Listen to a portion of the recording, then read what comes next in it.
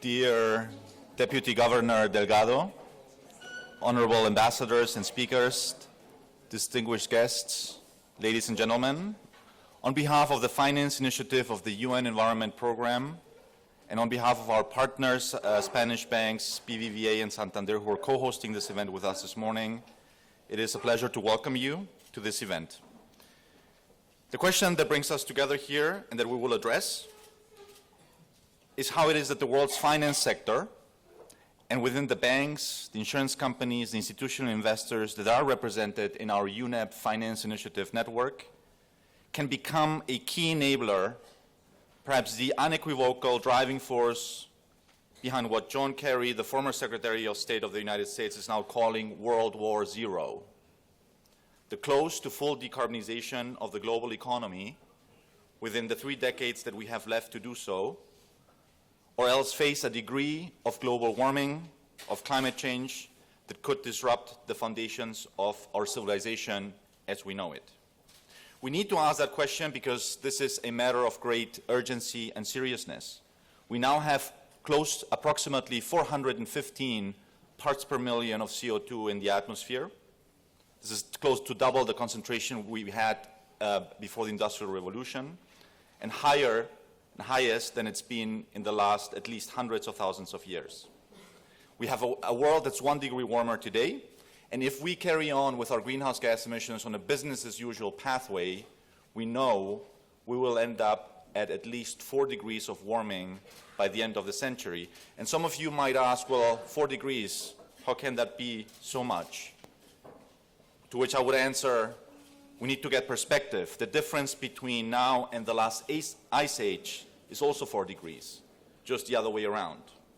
We also need to ask this question today because of the nature, power, and influence of financial institutions. They mirror in their portfolios the entire economies of countries. That makes them keenly interested in the stability and well-being of the entire economic system, as opposed to the well-being of one sector or company over the others. There's been a lot of action in recent years by financial institutions, in part through UNEPFI, in part bilaterally. And most of this action, though, has been following a somewhat conventional logic, a desire among financial institutions to better assess and manage the risks and opportunities that climate change presents to them. This becomes visible in the extent to which FIs are currently responding to the 217 recommendations of the Task Force for Climate-Related Financial Disclosures. In addition, however, and this is the focus or part of the focus of our event today, an increasing number of both financial and corporate actors are going beyond the pure risk logic and setting targets to align their portfolios with the climate policy objectives of the Paris Agreement in a science-based and in a somewhat visionary manner.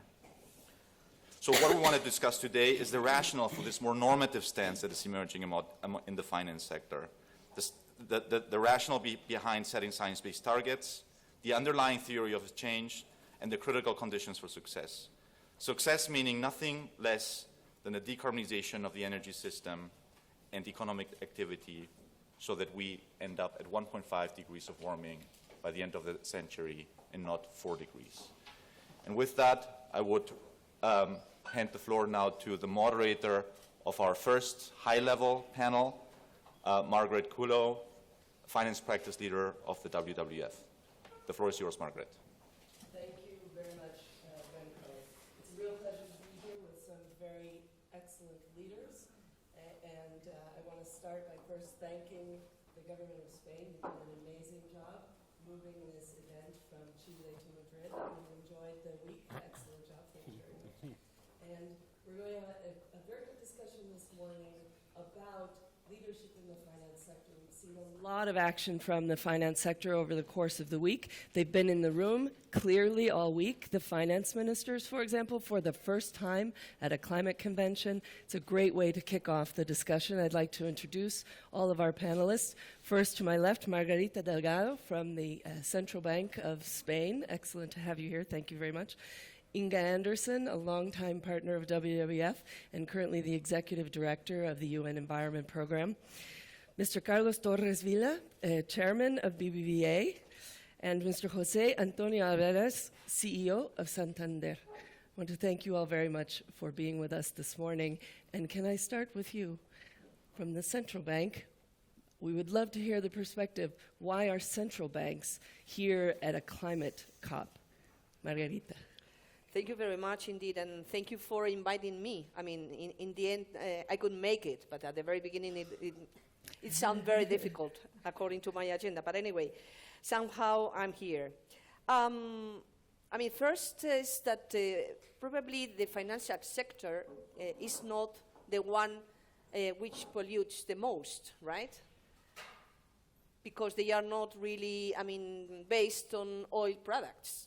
But anyway, I think this is a positive note. Anyway, in these hard times for the banks, specifically in Spain, and in these hard times for banks' reputation. But anyway, that's a kind of a metaphor. So I think that so far the involvement of the financial system and the banking sector in particular has been rather limited, in my opinion. I mean, until very recently, climate change was seen something outside our remit.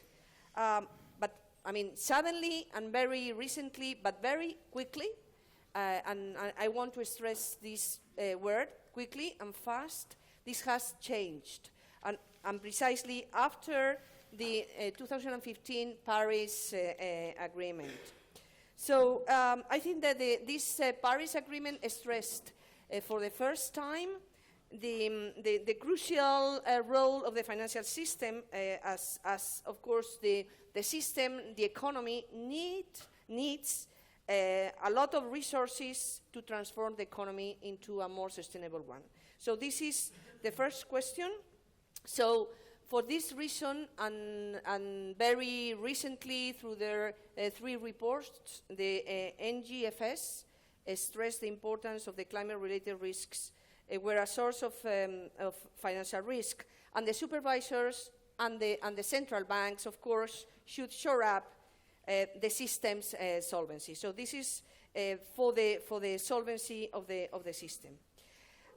It is very well known that there are 2 climate risk channels. The first one is the transition risks, and the second one is the physical risks. And both of them, I mean, pose and entail financial risks for the system. So, of course, the banks will be hit by the environmental risks, and I'm sure that anyway, either way, the banks will mitigate those risks. And the supervisors will be there to help them develop tools, strategies, and of course, to challenge them, and of course, to request them to have a strategy for the short and for the longer term view. So here we see that there are challenges and opportunities, and probably the financial system is here to develop the opportunities, and probably the supervisors are here to help them follow this journey, but also, of course, to challenge their strategies and risk management function. Mm-hmm. Thank you very much. It's good you mentioned this. Yesterday, the NGFS, the Network for Greening the Financial System, Network of Financial Regulators and Central Banks, just added their 54th member with the signing of the Chilean Superintendencia. So excellent growth and interesting to see. It will be good to hear from the banks of what it feels like to have the regulator on stage with you. First, I want to turn to Inger Andersen. You've been leading in this space for many, many years. We all have appreciated your voice on finance and on environment and the importance of paying attention to what's happening in science for what's happening in our society. I'd love to hear your comments this morning. Well, thank you, and thank you to this distinguished panel on which I have the honor to sit, and for everyone to be here. Just a few days ago, UNEP, the United Nations Environment Program, which I have the great honor to lead, issued what is called the GAP report, the emissions GAP report. And just in a nutshell, we issue this report every year, and we've done it actually for the last 10 years. And we did a 10-year retrospective as well. The report we issued in 2010 said, if we do nothing, the business as usual scenario, then we will end up Where? Exactly where we find ourselves to be today. And so you ask, how can that be? Because we put on a lot of renewables and we've done a lot of good work and we've, all of this greening that everyone has worked on. And the trouble is that in parallel to that, investing in brown, in hydrocarbons, in coal, in dirty infrastructure, in dirty urban transport and marine, etc., has gone up. So what we are saying in that report is, now, if we want to aim at 1.5 degrees, which we surely do, IPCC, which UNEP and WMO have the privilege to host and be the godparents of, IPCC has told us that 1.5 is where we must land for safety of the world as we know it. If that is where we want to end, then we must reduce our carbon emissions by 7.6% year on year on year to get there. And even then, we will have incredible impacts that we're already beginning to see because we've increased our climate by 1.1 degrees. I'm just saying that because the financial sector sits with a massive part of the solution, because the investments that you are holding are either investing in one type of energy, in one type of transport, in one type of future, or in another. And why I salute and celebrate what is happening here and what we're seeing both from the central banks that are doing stress testing and understanding issues around stranded assets, et cetera, et cetera. We saw just about a week ago articles in the news that coal was no longer able to find insurance in a number of countries. The reality is that this is happening. So at UNEP and with the financial initiative, the UNEP financial initiative, we are so proud to have brought together these 16 investors, insurers and pension funds that have come together in the Net Zero Asset Owners Alliance. Many of these are way ahead of their own governments, actually. And so governments are having to catch up with the banking sector and with the insurance and investment sector. They have committed to go net zero of the portfolio that they manage by 2050. And they sit on about $4 trillion. So this is not small monies we're talking about. And similarly, the subgroup of 34 signatories, we had a large group of signatories to the Principle for Responsible Banking on the sideline. They signed in front of Antonio Guterres in the Trusteeship Council. It was significant. It was in the Trusteeship Council chamber in the United Nations headquarters in September. 34 of these have committed to transitioning entirely the entirety of their loan books into alignment with GHG trajectories that align with 2 degrees. Of course, my job is to say you need to stretch more and align to 1.5. But 2, hey, we will take it for now and then we'll push later. But the point here is that we need to move these enormous assets, and having the Net Zero Asset Owners Alliance, which includes some of the biggest institutional investors you could think of, like Allianz, Aviva, AXA, CalPERS, KDEPQ, and I could go on. It's a long, long list. These institutional Société Générale, Crédit Agricole, BBVA, Santander, of course, sitting next to me, ING, Standard Chartered, on and on it goes. It is phenomenal that these groups have signed up here. And what we want and what we hope is that you will help shift that scenario that I painted from the business as usual to a significant driving down. Governments can regulate, governments can sign treaties, governments can commit, but at the end of the day, it is actually a huge proportion of what we are seeing in the race to the top of this distinguished leadership here, and many others I hasten to add. It is that leadership that will actually shift the needle. And so getting that done matters. Within UNEP, because we're always concerned about signing and then what is the adherence to this, we are now working with the banks to ensure that we can calculate and hold one another to account that this is new and additional, that we're making the appropriate investments, and that we're doing in the timely and measurable way so that actually the outcome will be real. And getting to and measuring the portfolio on science-based targets, which is what the banks have committed to, means that we can track, whether it's in cement or in steel or in trucking or in shipping or aviation, some of these heavy footprint sectors.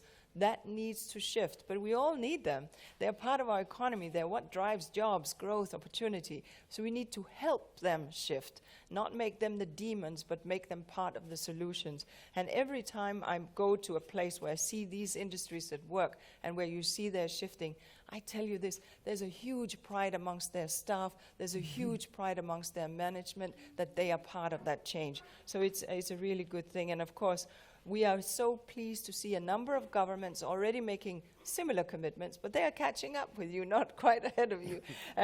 Norway, Sweden, Bhutan, and Suriname have already made their own net zero commitment. So these are 4 countries having done so, but we urge everyone to do so. And of course, we call on all banks, as well as central banks, to step into this alliance that UNEP has the privilege of convening together in partnership with these excellent leaders from the financial communities. So let me stop there and hand it back over to you. Thank you. Thank you. Thank you very much. And I'm glad you mentioned the interests of the investors as well. We'll get to that during the course of the conversation. And also that leaders are hearing from their own staff. And the voice of youth, either whether it's in the street or whether it's in our own, among our own employees, is getting stronger and stronger.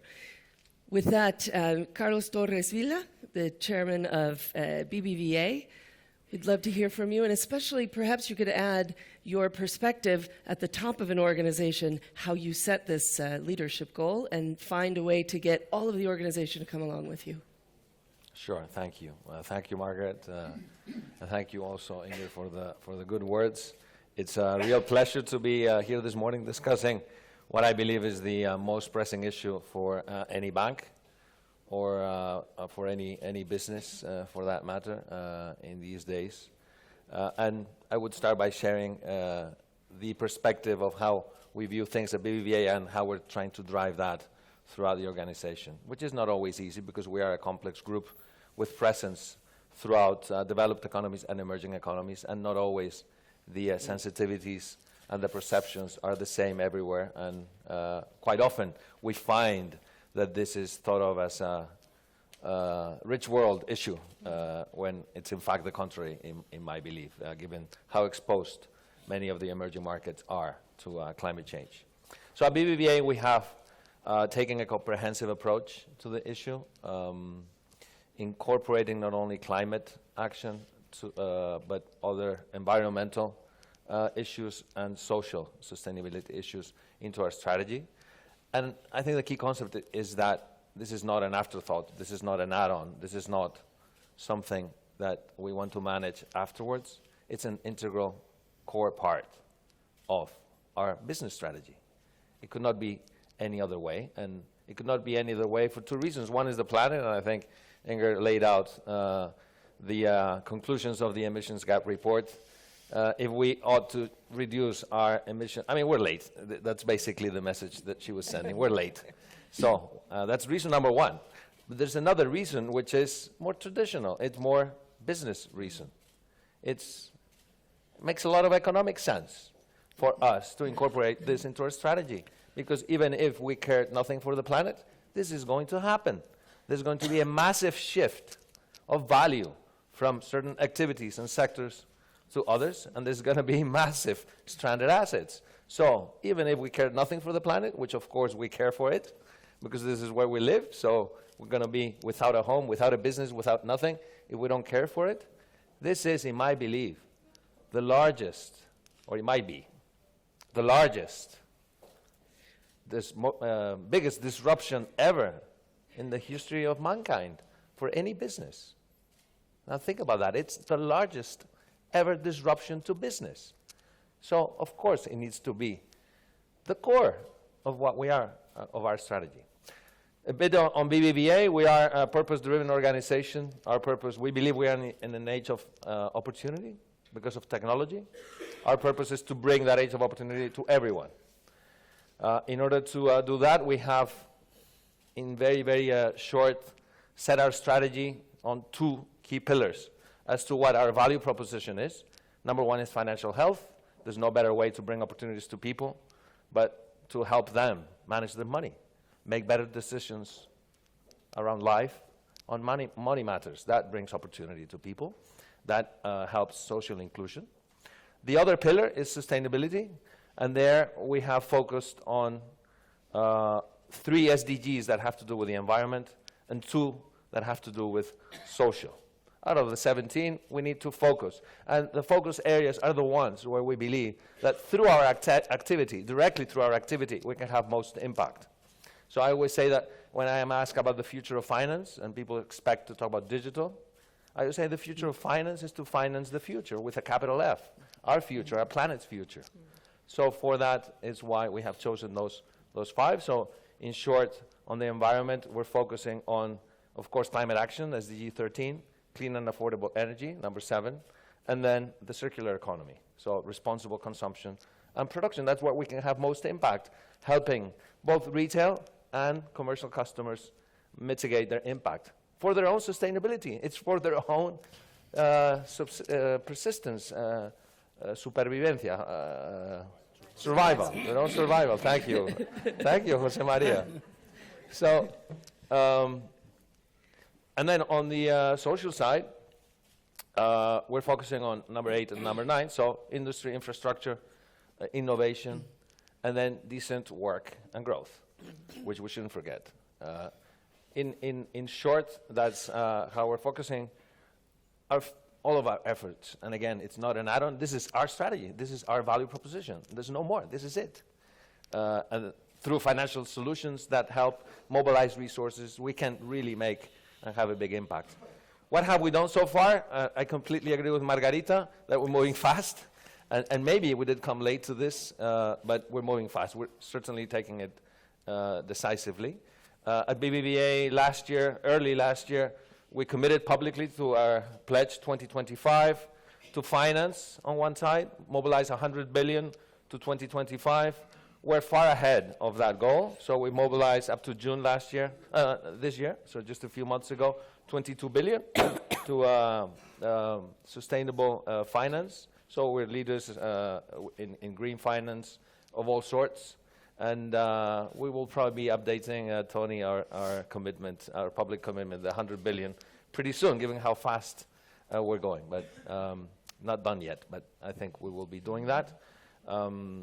We have then committed to manage our own direct impact, which is the least important. You were also saying it. Maybe we don't pollute much directly. Maybe, nonetheless, we need to also walk the talk, and we need to also offset our emissions. We have a public commitment to reduce our own CO2 emissions, our energy use, by 68% to 2025, and be 100% renewable by 2030, and also offsetting immediately our emissions in the amount that we haven't reduced yet.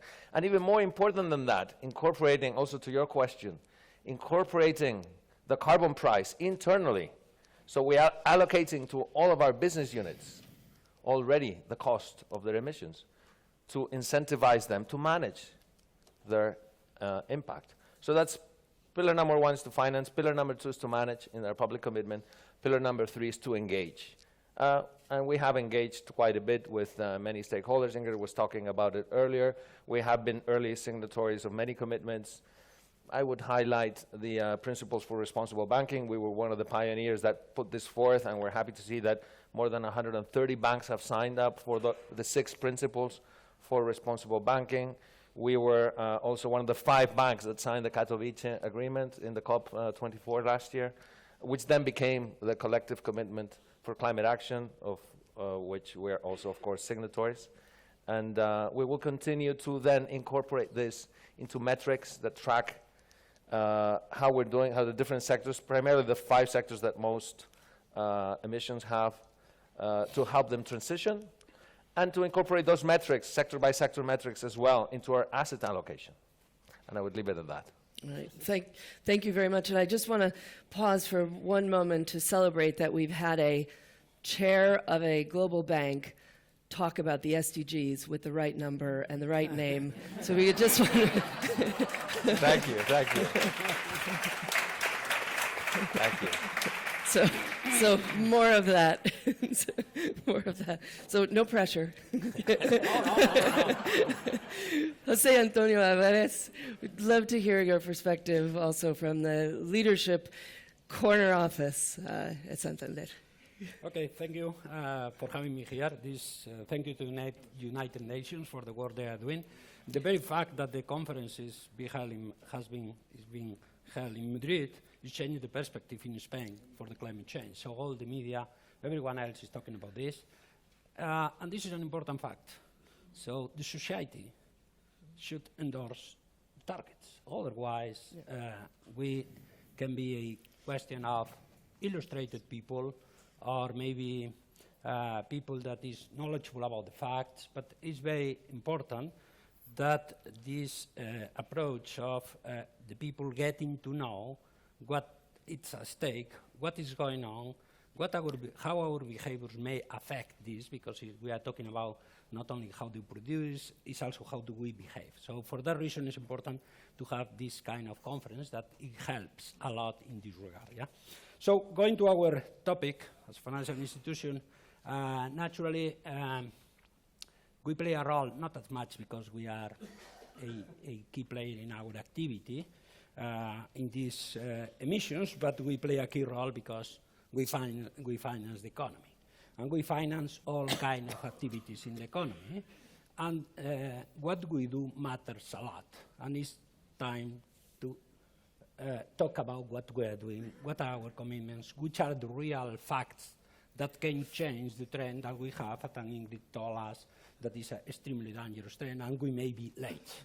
Yeah. So for that reason, Santander, we take this very seriously. Not today, we're done, and I'm going to go what we've done, what we are doing, and what we're going to do in practical terms to make the difference in climate change in our activities.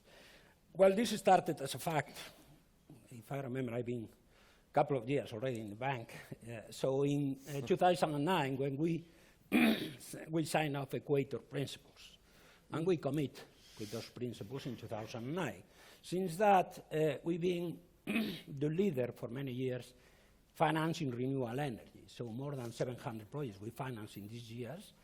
And with 30 billion investment in those projects, we've been the leader in the market for many, many years. So, and we start with policies, specific policies in relation with the most pressing sectors, like the coal industry, the coal-firing power, and all these things, where we establish policies not to fund these activities, and these are prohibited in the bank. Activities have been prohibited for a while till now.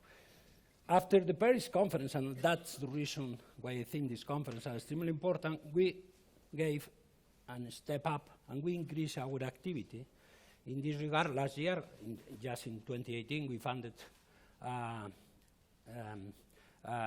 7,000 megawatts of new energy. That is equivalent 6 million people consumption of energy. So it's pretty big number.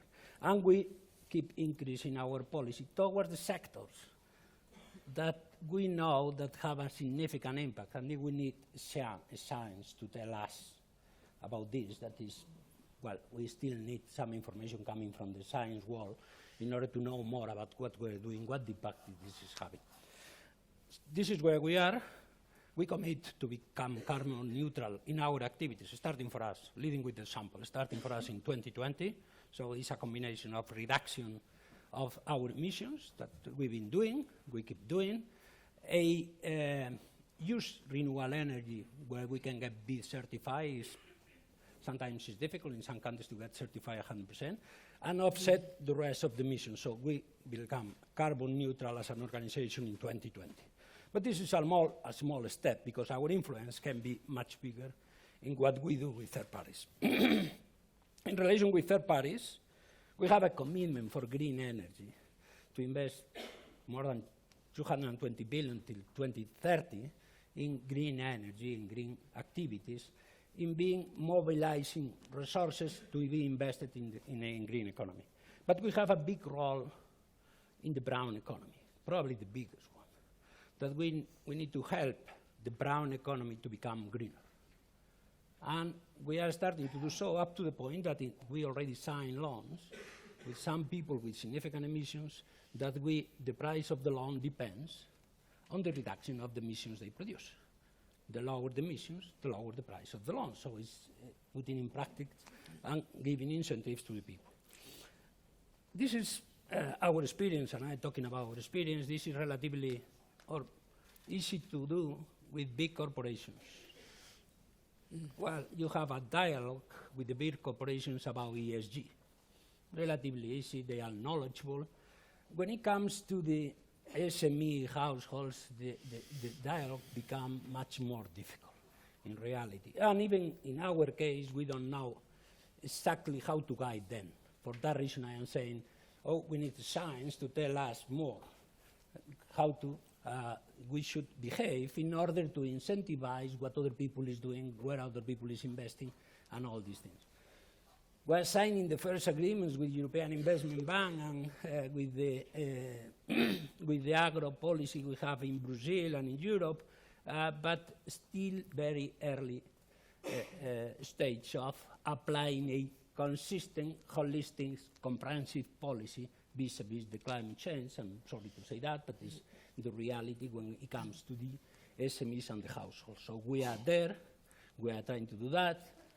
We're going to work, and we, as you know, as BBVA said, and ourselves, we signed the commitment for climate change back in September. And this learning process, learning on our side and translating and incentivizing the other side is what is going to be our main task in the coming years. So this is what we're going to need to face in the next 3 to 5 years in order to make the difference. We started with us, but we need to make the difference there. So how to get there? Well, we need to embed all this issue in everything we do. And in organizations like the one I work with 200,000 employees, we need to pass all these measures to the very bottom. What is happening in the organization, you see the big numbers, everybody talk about the big numbers, but what happens is this is the accumulation of very small numbers in every corner of the organization. And we need to push this downwards. So till the last credit risk officer and employee of the company, when he or she goes to talk to the customer, has in his mind or her mind the need to address this issue, we haven't got our purpose. And we are just trying to push this. It's relatively easy in CIB, corporate investment banking, to do this relatively quickly, but to push downwards is important. We need to do, probably we started with green mortgages, to push this down, with all this indicates loan even for small, medium-sized companies, to push this down. This is our task. In order to make sure that we address properly this, the bank incorporated a responsible banking committee that, among other things, social things that Carlos was referring to, we have the ESG embedded as a main task for this committee. This committee is independent members of the board, and they approve the targets for the bank as a whole in order the executives to make sure that we have these targets, and we include this in the incentive scheme of all the employees that work in the bank. So this is the task we face. We are not yet there. We are just starting. We are doing a lot of renewable energy, a lot of in the big corporation space, but a lot need to be done in the other spaces, in which, to be honest with you, we need to learn. Still, we need to learn significantly how to embed this in the organization. Once we embed this in the organization, our work is done, but we are far from there. I leave it here. Well, thank you. I want to pick up the point you made about SMEs and the point, Carlos, that you made about the difference between maybe working in the bigger markets and working in emerging markets, and your role with respect to your clients, right? Because your function is to finance the real economy. So in order for the real economy to transition, you can be there to help the transition, but you also need the real economy moving. how do you engage your clients to get that movement going faster? And what differences do you see between working in the more developed economies versus working in your emerging markets or working with the SMEs? What works to push real decarbonization with your clients? If I take it first, José Antonio, I see huge difference in the sensitivity, as I was saying earlier, starting from our own people that have, as I said, maybe issues that they see as more pressing short term in terms of the infrastructure development or social inclusion, having violence, fraud, the institutions' work, the rule of law, more basic needs that society has. And many consider that this is something that it's not so pressing for them at the moment. So I think the first step is to get everybody to understand that both for the planet and for business, this is essential. For the planet, again, we're late, and the more we wait, the more expensive it will be.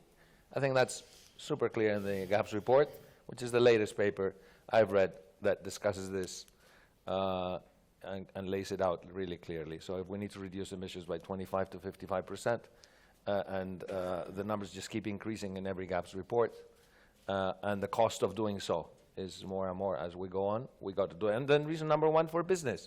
So how do we engage our people in emerging markets? How do we engage our clients in emerging markets? By, first of all, helping them understand that they ought to move for a business reason. Otherwise, they will end up with stranded assets, because this will happen, because the money will be moving. And when money moves, value changes, and when value changes, your business, you might be out of business. So if you're in a business that is a heavy emitter, you better have a strategy for not being a heavy emitter, even if you're in an emerging market in 20 years, because you're going to be out of business. So the first step is to help them understand.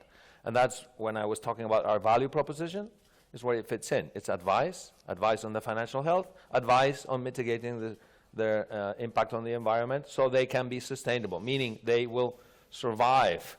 No, otherwise they will not survive.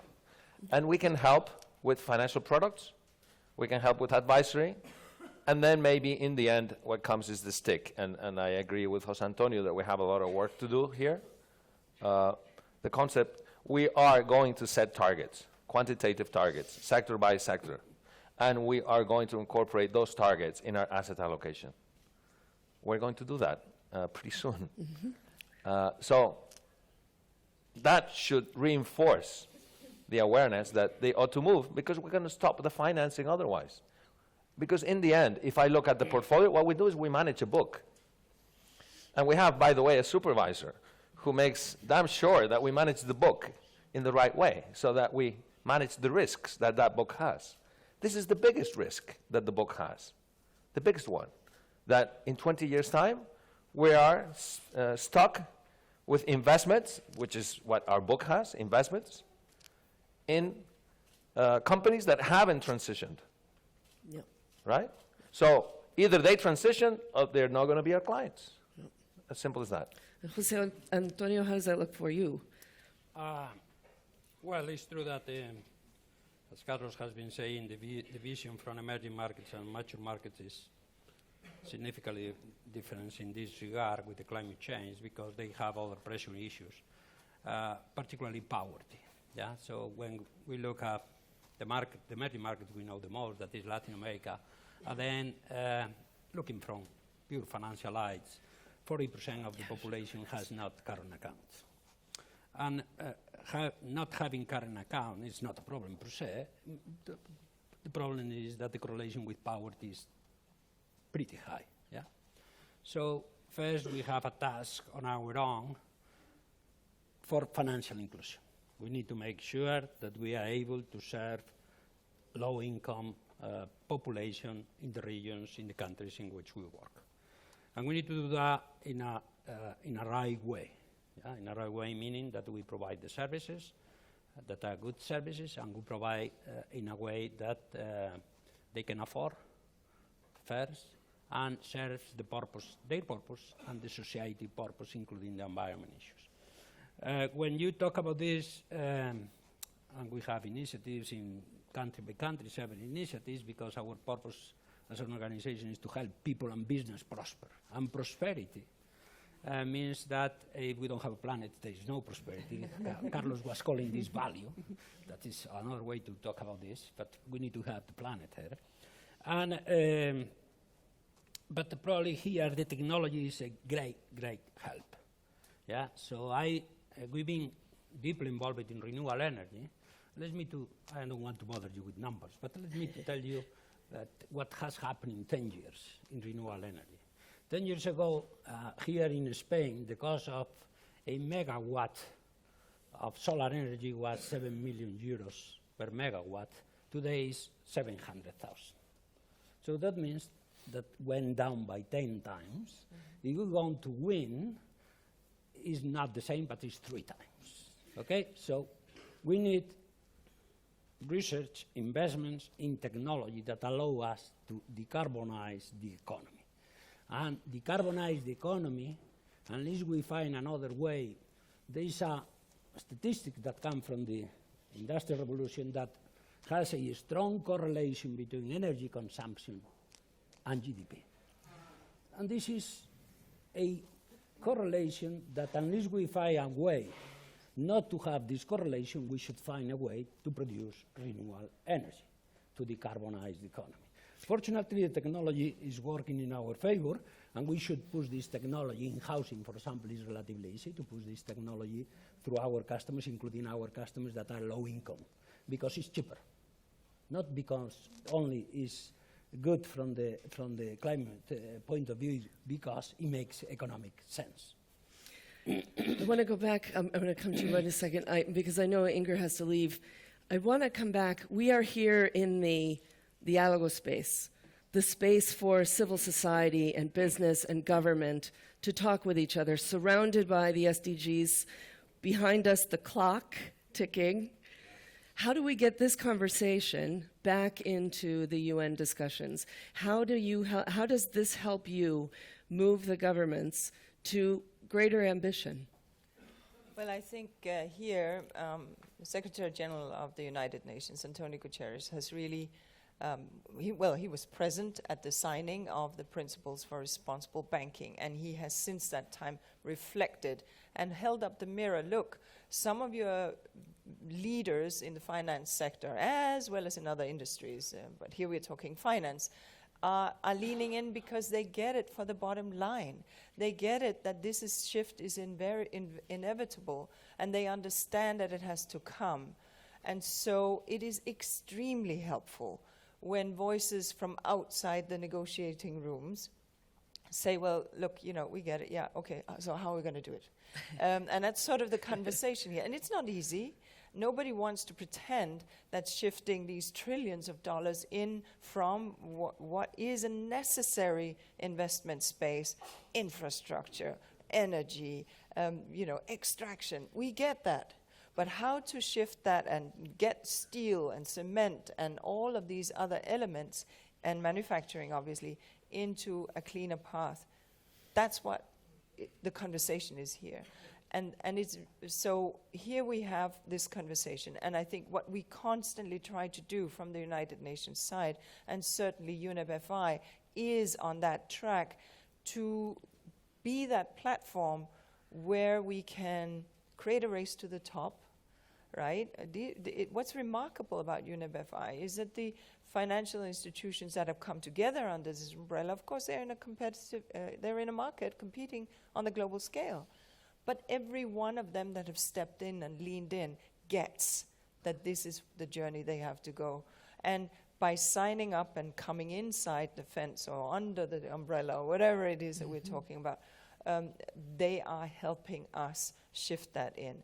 Now this COP, as you well know, co-sponsored by Finland and Chile, Uruguay and others, we have the finance ministers here, and you referred to that in your first opening statement. And I will say that that is very, very important as well, because ministers of finance, obviously different from the financial sector and from the regulator, nevertheless they, with the kind of budgetary incentives that they can set, can also spur something. We know that here in this beautiful country, a lot of renewable energy was, in fact, developed due to government commitments to develop it. In my own country, Denmark, wind was a decision that the country would go for in the 70s. So government regulations and incentives also have a place. And here I would say, you know, let's think about, we are building the equivalent of one Paris a week in terms of new footprint of infrastructure on our little blue planet. So one Paris a week we're putting down. And how are we putting it down? I mean, what kind of infrastructure is it? How energy efficient is it? And what do we think about the resources that we're building with, or the ones we're tearing down? Resource inefficiency is a huge point. You reflected on SDG 12. Thank you, by the way. This was not a multiple choice test, and you both passed with flying colors. But sustainable production and consumption also means, and here governments have a role to play, in terms of setting in place regulations so that we do not take things out of the environment, extractives, agriculture, etc., put it into the economy, which is what we want. We want it in the economy, but we don't want to discard it back into the environment when we're done. So the more we can also think about circularity in the investments that we do, we will lessen the impact on nature, for sure, but also the energy intensity, the energy that we need to use. So that circularity that you spoke to becomes absolutely critical. So for us, the more we see these voices, and the more we see these commitments, and the more we see people like yourself speaking out, the more we can impact. At this point, what we want to see right here in Madrid is agreement on Article 6. Article 6 is the one that will enable carbon trading, not to get lost in the nitty-gritty of Article 6, because it's highly technical. But you have told us that you have an internal price on carbon for your own business. Well, you know, that's what we need for the world. Because the moment carbon has a price and it's global, it will just drive incentives in the right direction. And so that's where we need to get, which is why the Article 6 story is so important, which is why hearing these stories, these real actions. So is it going to happen? Ah. Because it is the It's essential lever. It's touch and go. It has been bracketed, as you know, since Katowice. I am in, this is why I'm going soon, because this is what Go. need. But this is really what we had. So the more you speak to the imperative of getting Article 6, the more we can lift that level of ambition. Thank you. We really appreciate that, and I couldn't agree more. We really want you in that room making the case. So you talked about this being a decision, and Carlos, you also referred to this taking a leadership role, and José Antonio also, the decisions you make about how you embed through the organization. Whether or not you joined the Network for Greening the Financial System was a decision in the end. What drove the Central Bank of Spain to say, this is a group that we really should be a part of? Well, of course, I mean, this is a question of raising awareness everywhere. I think that here we are sitting banks, central banks, bankers, and of course, United Nations. So those views, I think, seem to be aligning today, right, to produce really a change and the way how economy produces. So I think that banks, precisely, and most notably, they need to channel and to fuel funds into the economy, right? So here they can, of course, foster the change, the banks, the private banks, and also they can take the opportunities and take advantage of it, right?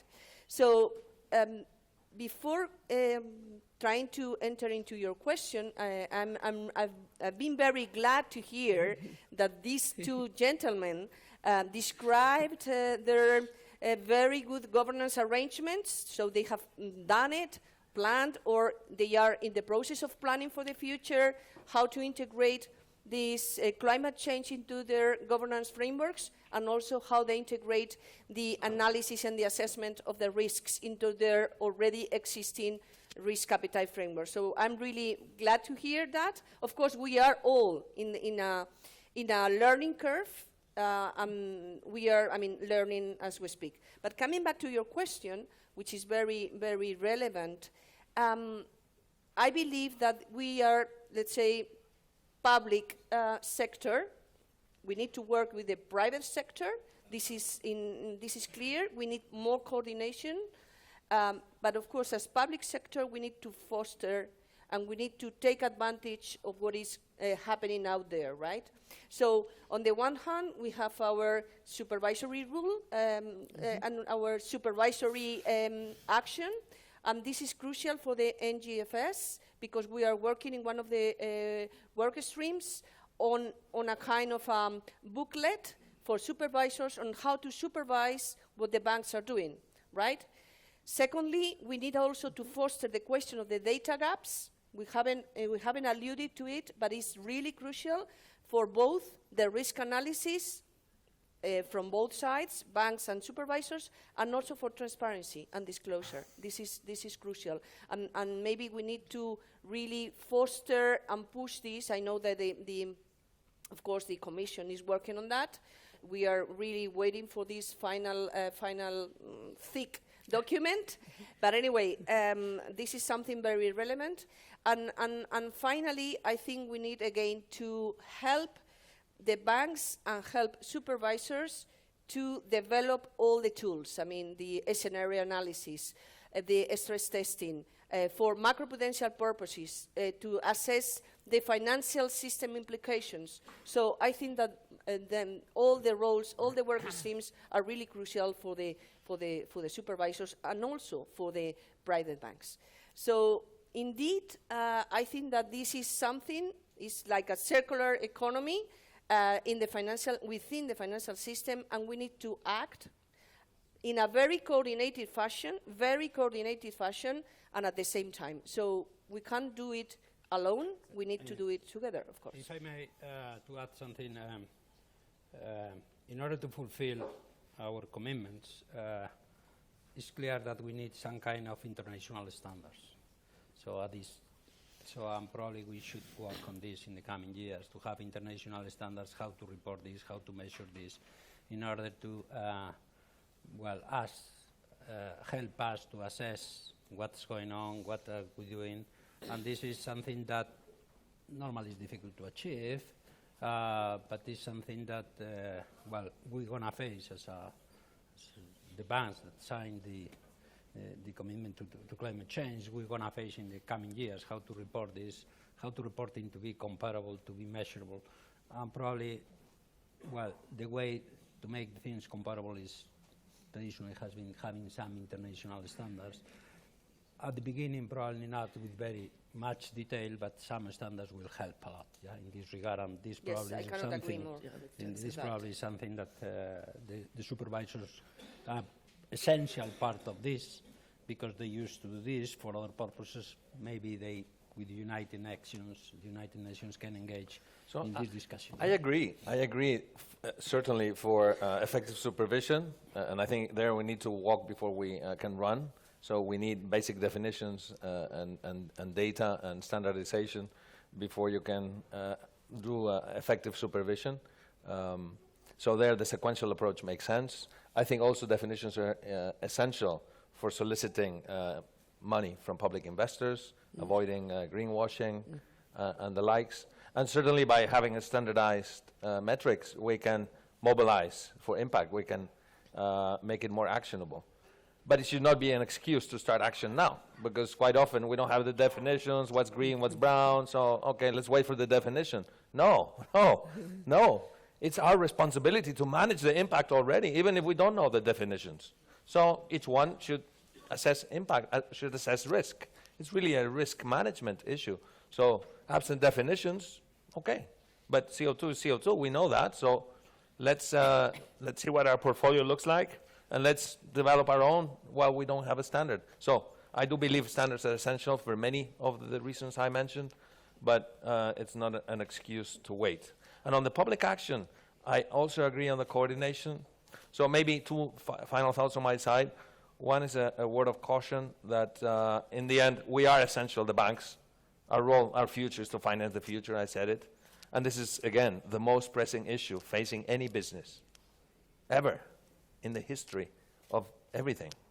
Ever, the most pressing issue, the most important one, the most survival type of issue, irrespective of the planet. The planet is important, reason number one, but for a business reason. But a word of caution that we are middlemen. And oftentimes, I do hear also internally at BBVA, oh, if we raise our voice too much, then the supervisors are going to come and hit us, and we're going to be the ones damned when the other sectors need to be doing the thing, no? So Is that what's going to happen? Well, everything depends on their side. Of course, not on my side. she's a very good one. She's a very good one. No, but really, I'm exaggerating the point. But in the end, we want the sectors to change, and we are an agent of change. We're a catalyzer, but all the burden should not fall on us as middlemen, and that's sort of the fad these days that the banks are the culprit of everything bad.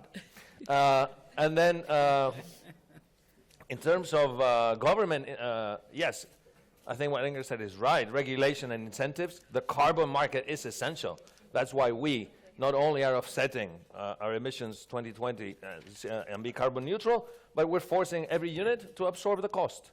And if they reduce their own emissions, okay, they can get that benefit. That's a small contribution. But government should also invest. I think we need to redefine fiscal policy. Fiscal policy has too much focus on direct redistribution. I don't disagree with redistribution. But what better redistribution than to invest in public goods? And what better public good than to mitigate climate change? So, and that would solve the aggregate demand problem. We have a lot of economists here. By the way, maybe we can get higher interest rates if we invest in this. Or not. Or not.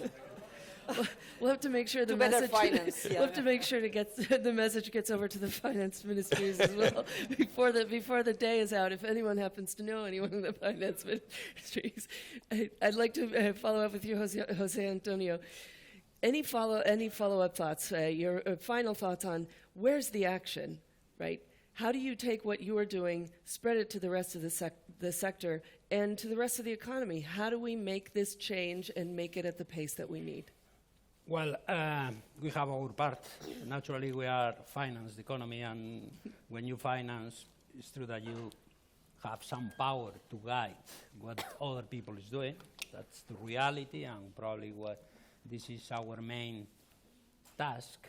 But don't underestimate the capacity to convince the people, to get the people convinced that this is the right thing to do.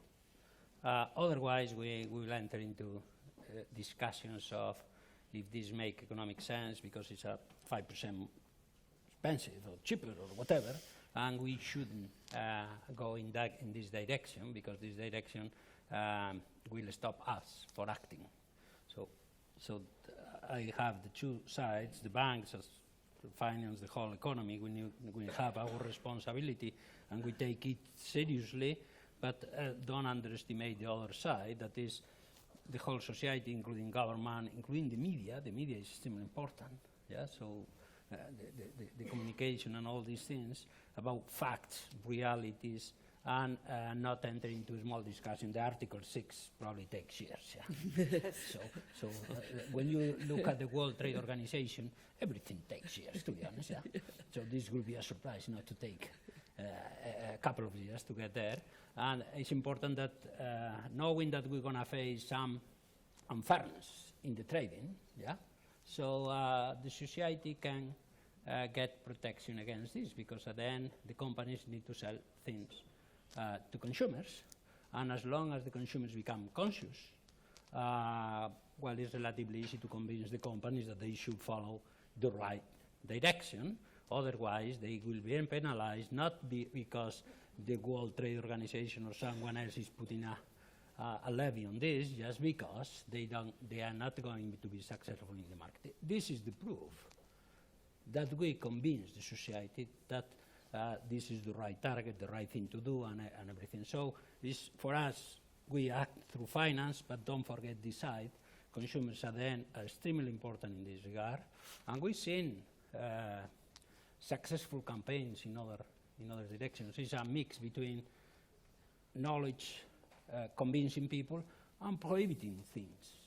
It's not just one way. So remember the ozone problem 20 years ago, some gases were prohibited, and it worked. Yeah? Yeah. So it's a combination of both things. We cannot expect that everybody is going to behave. Someone is going to take advantage of not doing the right thing, and we need to be prepared to fight for this from the society point of view, from the consumer point of view. That's important. We can do our best in finance, but we finance, I don't know, 50, 60, 40% of the economy. There is a shadow banking system going on. There is people willing to make money. So it's more important than we will do our best. We take our responsibility, no doubt of this, but make sure that the society goes along with this purpose. Thank you very much. And I want you all to join me in thanking our panel. It's nice to end on the note of we have the opportunity to act, and we need to understand how all of these pieces fit together, finance, the real economy, and society, and we all can play our own part in pushing. No one has the time to stand back and wait for anyone else. We all need to move forward quickly. Thank you all very, very much, and thank you, UNEPFI. Thank you. Thank you.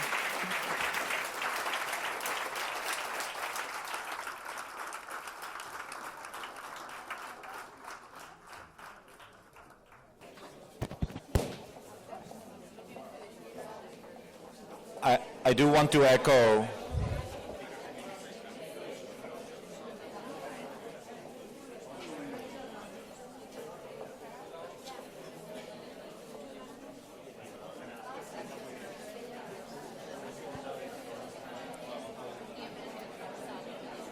if people could remain seated, we're going to proceed with the event. We're about to kick off the second panel.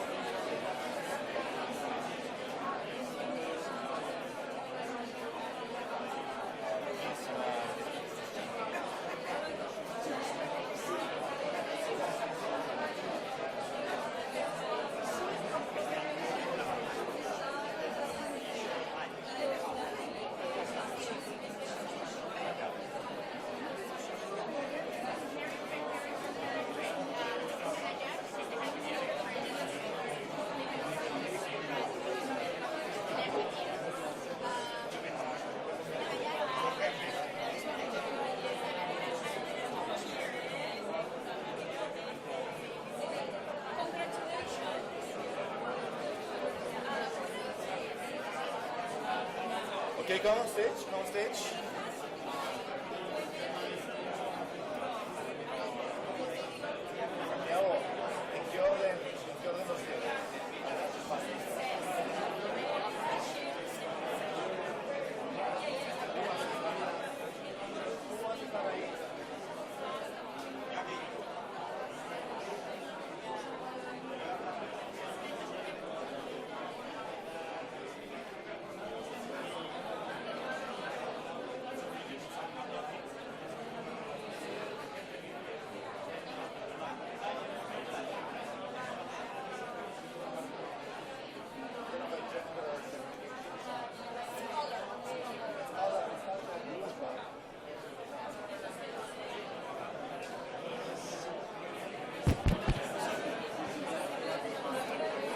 We will proceed now, so if I could ask everyone to please find a seat. We need to carry on, please. Can everyone find their seat?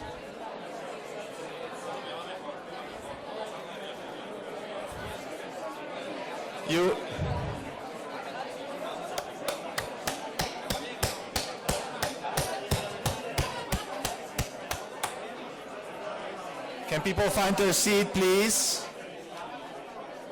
We will continue. We want to be on time for when the minister arrives.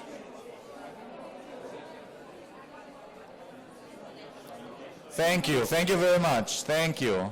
Find your seat, please. Thank you very much. Thank you. So there were, thank you. I want to thank the first panel.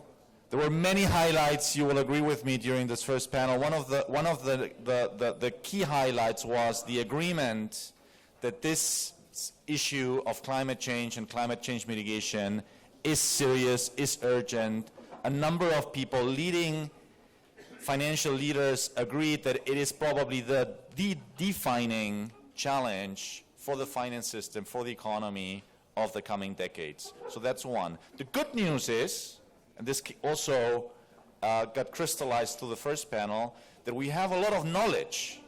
We know exactly where we have to go. The science is telling us where we have to go, where we need to decarbonize, in which sectors, in which countries, at what space, by whom. We have all of this knowledge.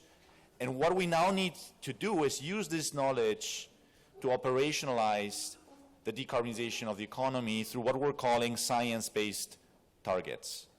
Companies, financial institutions, governments setting greenhouse gas emissions targets that are not aleatory. Greenhouse gas emissions targets that tick the box of being enough and commensurate to the challenge at hand.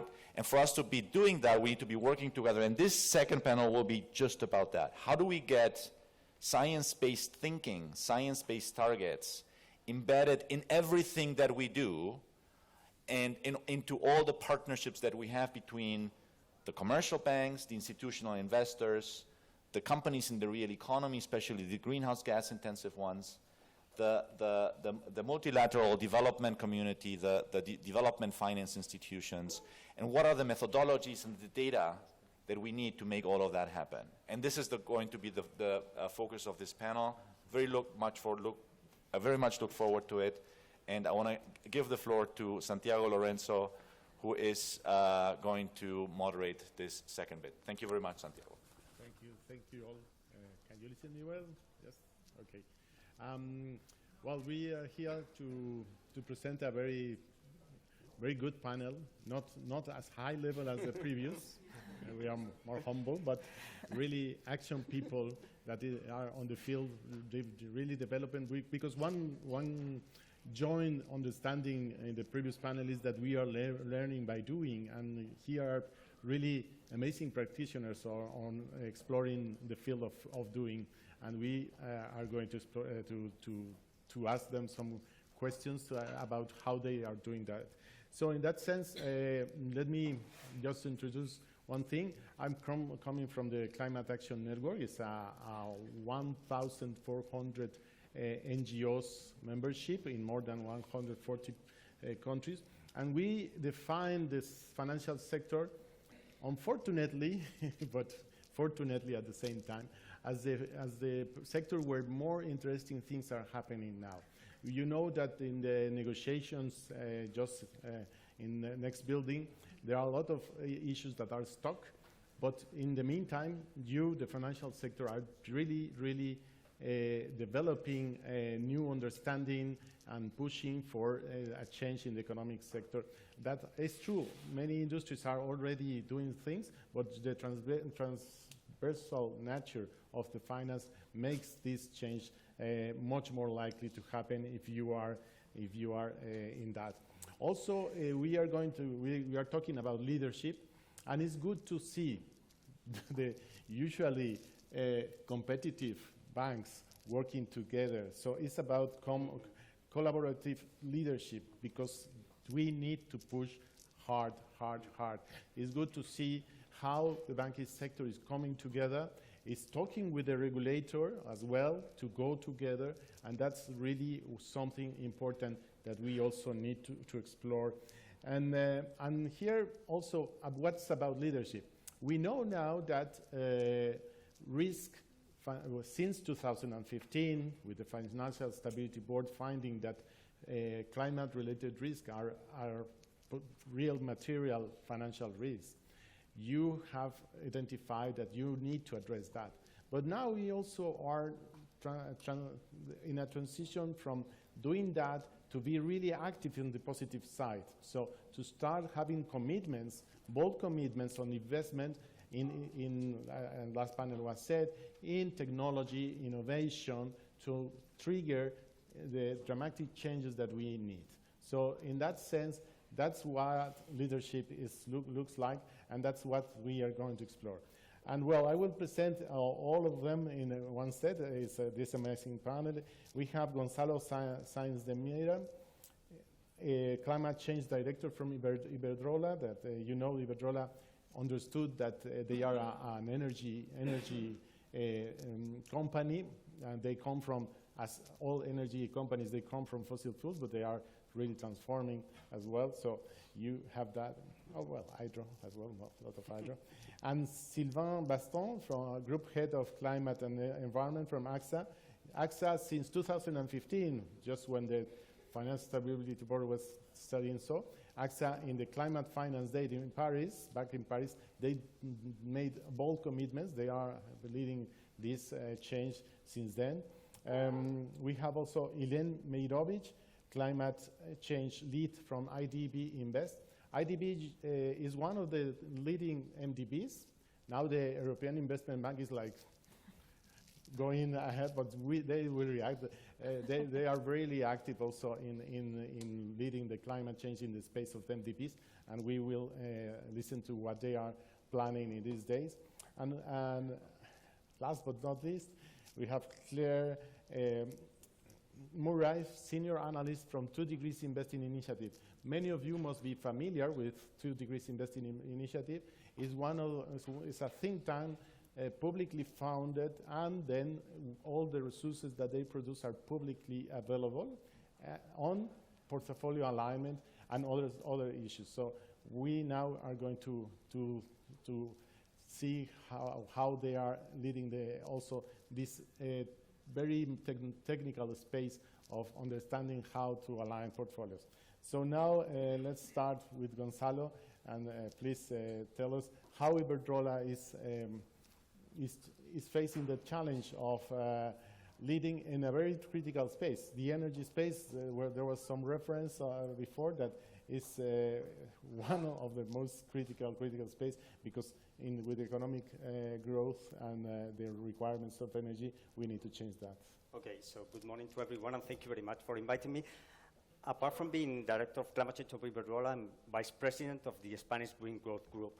So I will represent this sector, different firms in Spain, that believes that climate change policies are a unique opportunity. And in this sense, I have to say that I'm extremely happy.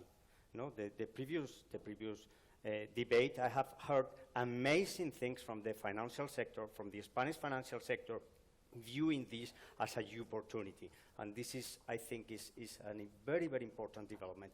So the main cause of climate change is the energy sector based on fossil fuels. You know, it's 80% of the emissions. So if we want to face climate change, we need to change the energy sector, and we need to improve energy efficiency and replace fossil fuels with renewables. So we have seen a revolution of clean energies in the last, I will say, 5 or 6 years. So renewables, photovoltaic, wind, batteries. That makes these scenarios, ambitious scenarios of decarbonization that only, I don't know, 7, 10 years were seen as very complex and very costly, today are viable from an economic and technical point of view. And those scenarios of decarbonization, of full decarbonization of in 2050 in Europe, for instance, are possible, but are not only possible, but desirable. Because apart from facing climate change, it will have a lot of benefits in terms of air quality, health, opportunities for businesses, because this is our industrial revolution. We lost the previous industrial revolutions, and now we are facing a new industrial revolution of clean energies, and European firms were very well positioned. And we have sun. In the previous revolution, the important thing was to have oil, and now is to have sun, and we have sun.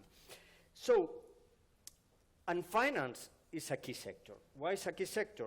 Because we need to mobilize more than 180 million euros in Europe in energies every year. And what is very important, that those investments must be aligned with Paris, and must be aligned, as was said in the previous table, because if they are not aligned, they will mean risk for financiers and also for investors. And we don't want, we have to avoid locking investments that could represent a risk in the future. So we are seeing important developments from in this sector, no? From the investors, the World Bank. Now, in the last weeks, we heard that a European Investment Bank are not going to finance more fossil fuels, and it's going to become a climate bank. And we are seeing also public administration, especially in Europe, defining or presenting proposals to move for a more sustainable financial sector.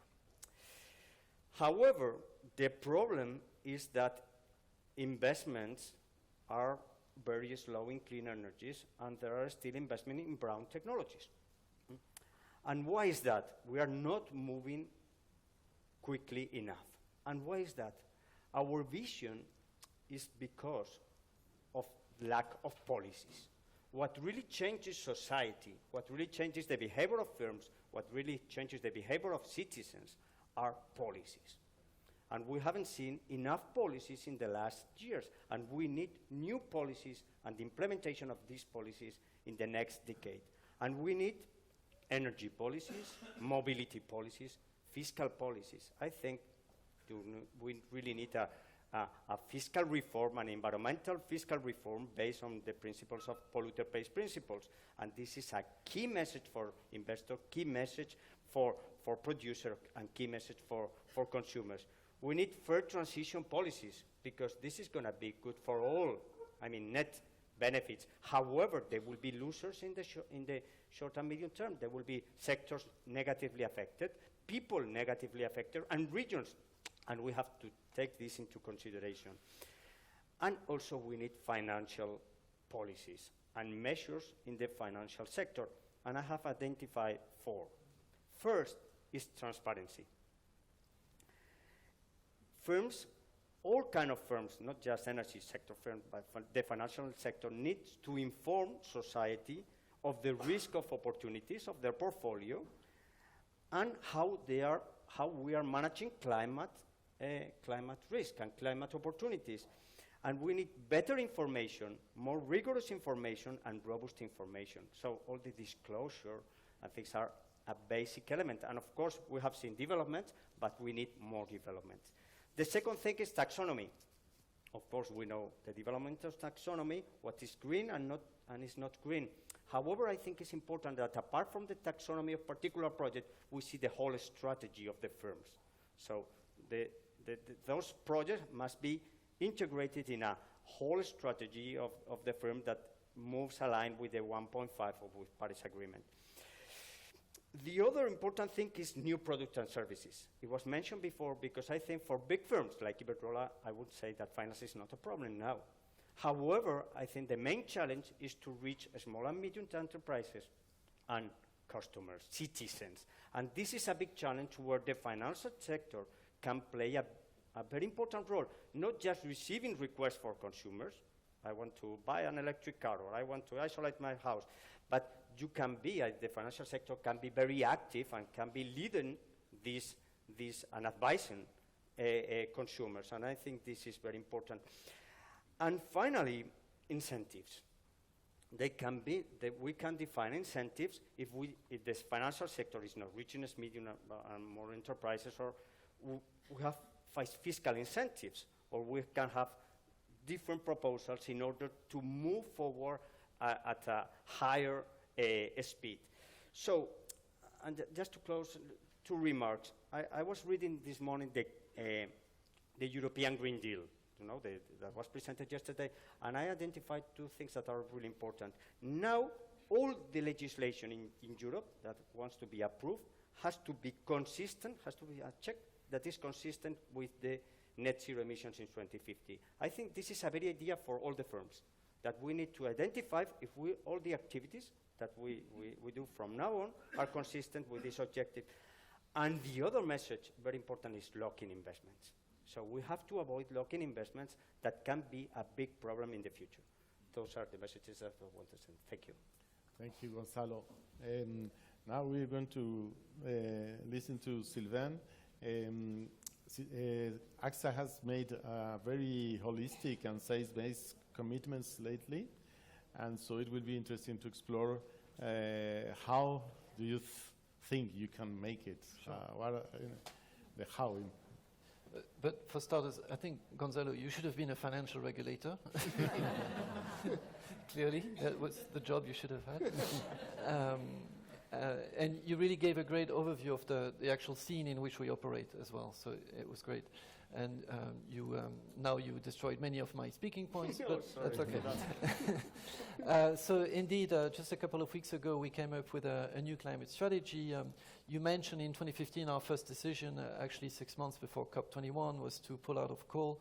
At the time, I mean, now it sounds like a normal thing to do, but at the time, frankly, it wasn't. I think we were the first large mainstream investor to do this, and there was a lot of pushback internally. Internal pushback was mentioned in the previous panel. It is an issue. But we also had a lot of pushback from, portfolio managers, the market. This sounded like a crazy decision. It was not REMCO. It was not a science-based decision. It was a no-brainer-based decision, because coal has no place in a 2-degree future. But that really kick-started our journey, and it kick-started the organization, and I think it helped other investors to think, well, if AXA is doing this, surely it's doable. Fast forward 4 years later, indeed, 2 weeks ago, we made a series of new announcements. I think the most important one was alluded to by Remco in the opening of the previous panel, with we have a net zero target by 2050. By this we mean we want to contain the so-called warming potential, or the temperature of our investments, our general accounts assets, to 1.5 degree by 2050. And 1.5, sounds like a bit of an underwhelming figure, but it's actually going to be incredibly difficult when we test the temperature of our investment. So the whole concept of an investment temperature is new. Mm-hmm. I mean, it wasn't there 4 years ago when we started working in this area. At the time, carbon footprinting was the main KPI. But of course, it only provides you, carbon footprinting of your investments only provides you with a snapshot of your emissions. It's not forward-looking, so it's not a great strategic KPI, frankly. So we've tested since 2016, first with 2 degrees investing, and then with other providers, this whole concept of the world in which the companies we're investing is driving us towards. And this we measure in temperature. Why temperature? Because the Paris Agreement, Article 2C, says investors must align their portfolios, their investments, financial flows, with the Paris Agreement. And the Paris Agreement is a well below 2 degree agreement. And now we understand that it should have been 1.5 degree since the 1.5 degree report last year. So, you know, the Paris Agreement at AXA and with some peers is our roadmap because it is science-based, because it is the most objective and far-reaching roadmap we have out there. So to align our investments, and that is both our investments and underwriting business, with the Paris Agreement really means for us this net zero ambition. As part of this decision, of course, we also decided to join the Net Zero Asset Owner Alliance, which was mentioned in the previous panel, because it is designed precisely for this. What we see is that we cannot achieve 1.5 degree alone, because right now our investments, at least in 2019, are leading us to a world of 3.3 degree. This is what we measure using the methodology we're using right now, which will improve. Our benchmark is 3.7 degrees, so we're quite far from the Paris Agreement. We're slightly better than benchmark, partly because of luck, partly because of the coal divestment and the green investments target that we've been pushing. But we're very far, and to go down to cool our investments to 1.5, for example, I gave that example in a conference last week. If we wanted to do some kind of stress test on our investments with a 1.5 degree target, we would have to eliminate our top 100 holdings. So obviously we're not going to do this. This is impossible. This is unrealistic. This is probably illegal from a prudential standpoint. But this shows us that, you know, right now the top 100 corporate holdings we have in our balance sheet, which in a total is probably more than 200 billion euros, not one of them is aligned with the Paris Agreement. So this is the work we need to do now as part of this alliance, individually, collectively. So I think this was the main announcement we made 2 weeks ago. The other one that I think is important because, I mean, everybody wants to do green business. You're sharing, you know, this green growth. Spanish green growth group. Spanish green growth group. Everybody loves green business. We all want to do more green business. But who's ready to cut brown, profitable business? Frankly, not many people. And it's not just divestments. It's also, in our case, cutting the underwriting business we have with those companies. We're losing a lot of premiums when we decided this 2 years ago. And 2 weeks ago, we decided to ramp this underwriting restrictions policy very significantly. So we're going to lose clients, many clients. We're going to have brokers very angry at us. We're going to have competitors that don't apply those rules pick up the business. And this is difficult for the underwriters.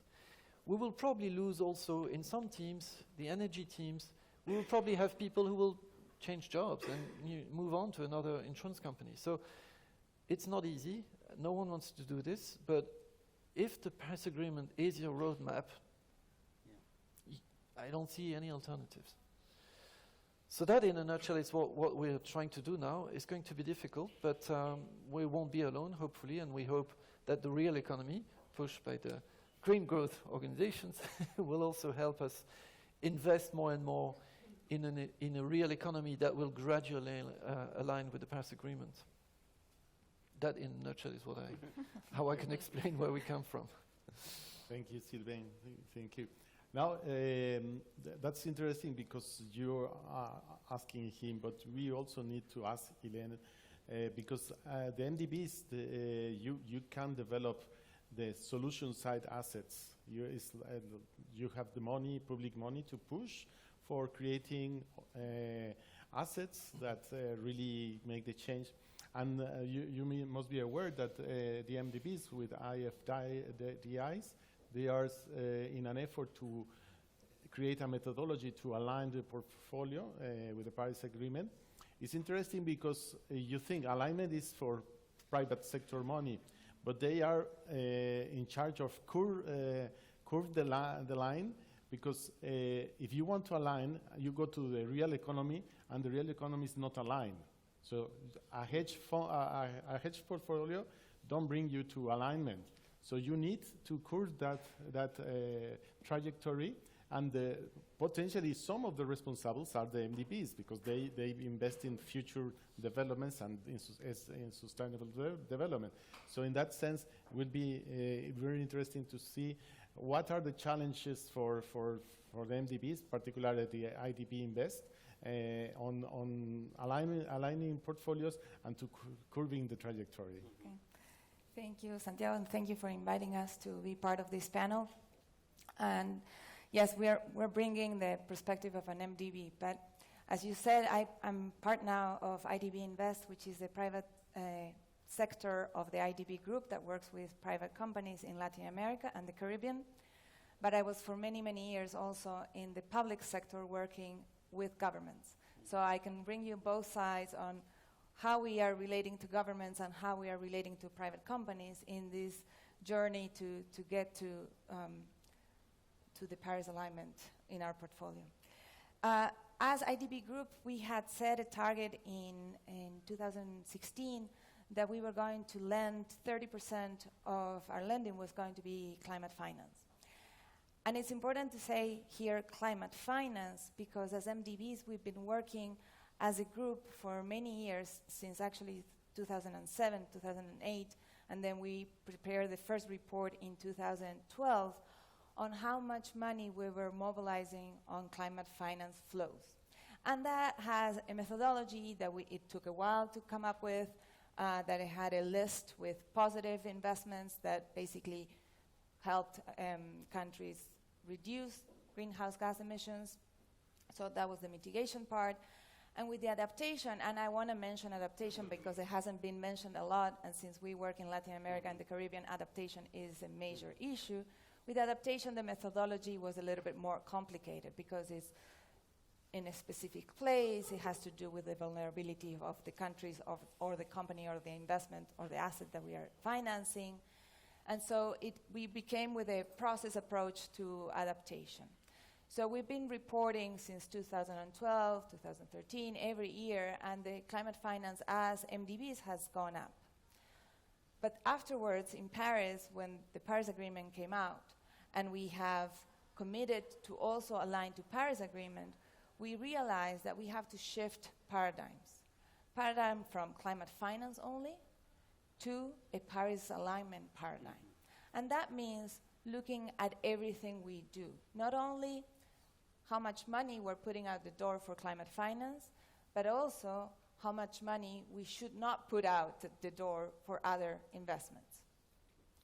In general, IDB Group we don't invest in coal and oil and gas. We have an exclusion list, but still, it is important to have a paradigm shift and look at everything as a whole. And in that process, all the MDBs, you can imagine it's 9 institutions that were working together and meeting since 2016 that we committed to come up with a methodology on how we were going to align. So we came up with 6 building blocks. One building block is to be low carbon. So all our investments should be low carbon.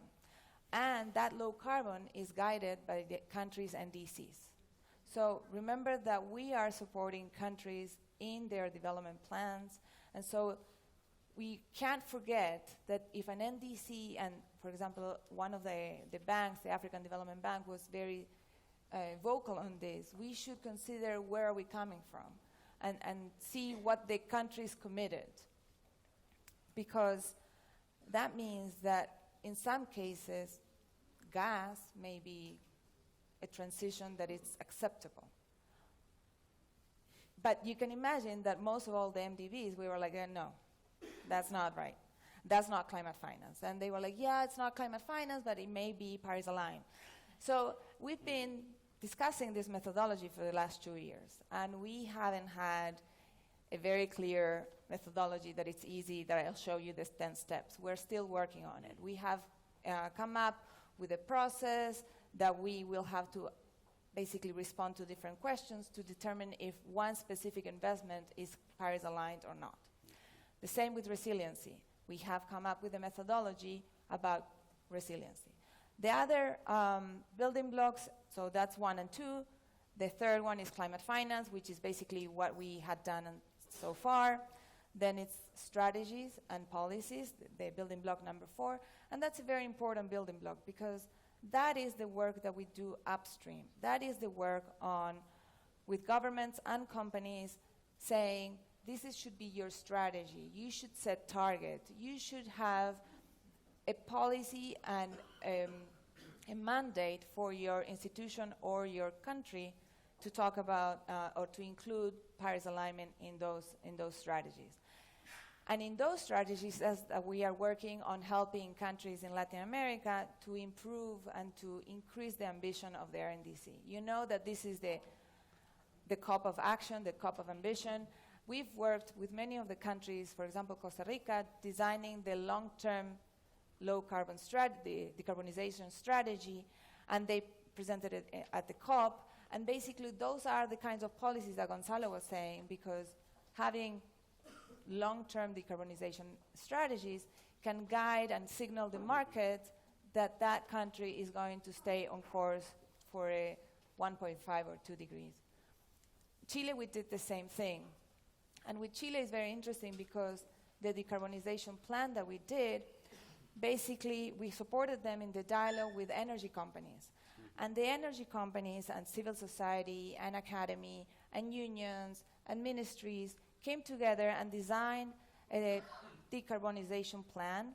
And they were going to close, basically, they have 40% of their energy, as of now, that is produced by coal. And so in this decarbonization plan in Chile, they decided that they were going to set a schedule on when they were going to start closing all those coal power plants by 2040. What we did from the private sector is actually design a product, a financial product that is similar to the sustainability-linked loan, but basically we're working to monetize the emission reductions that a company in Chile can get from closing that coal power plant before. So that's increasing ambition. And so we just announced it on Sunday, sorry, I'm lost with the days, but Sunday with ENGIE, we are going to support them in closing 2 coal power plants before their agreement with the government, and we're going to monetize the emission reductions and basically provide that as an incentive or in a product with them. Of course, this can be a very important pilot when Article 6 comes out, and that's why we're very interested in knowing exactly what the Article 6 says, because I think it's a very strong signal to the market. I mean, complement that with long-term decarbonization pathways and plans for the countries, and we have very powerful tools. But as of now, we know that we're stuck, right? So I'll stop there, and then I can continue giving more examples of what we're doing. Thank you very much. Yes, in the previous panel, the importance of carbon price was highlighted, and but now the other aspect that you were mentioned about the portfolio alignment. It seems that probably the minister she's coming, so we need to rush. Now it's about portfolio alignment, and Claire, you know, because Elaine was telling that the methodology is not yet there, and you know how complicated it is to make a methodology. So please tell us about the challenges of being science-based. Yeah, thank you, Santiago. And as has been mentioned, my name's Claire Murray, and myself and the team at 2 Degrees Investing Initiative have been working on developing research, not only on scenario analysis, but also on target setting and this concept of portfolio alignment. So before I discuss the challenges, perhaps it's first to sort of reflect on what this actually means.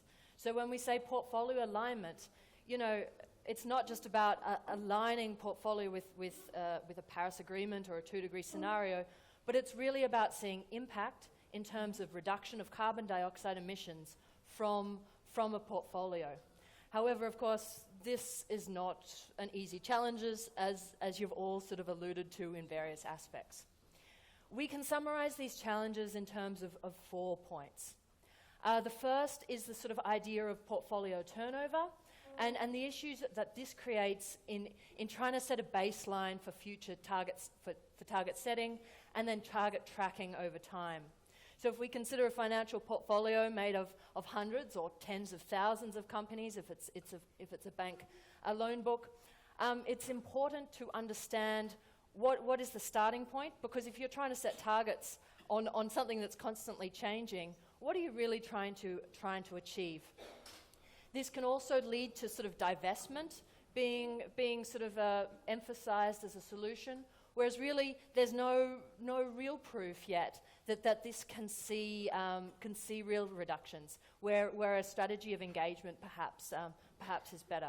Of course, if there is no coal in the real world in the next 40 years, then perhaps this is a different case in that case. The second challenge we see is one of scope and resourcing. So as a financial institution, you are limited in the number of people that you have possibly working in this field, and of course the amount of time and energy and sort of capacity they have to really get companies to change their strategies that will see this reduction in CO2 emission.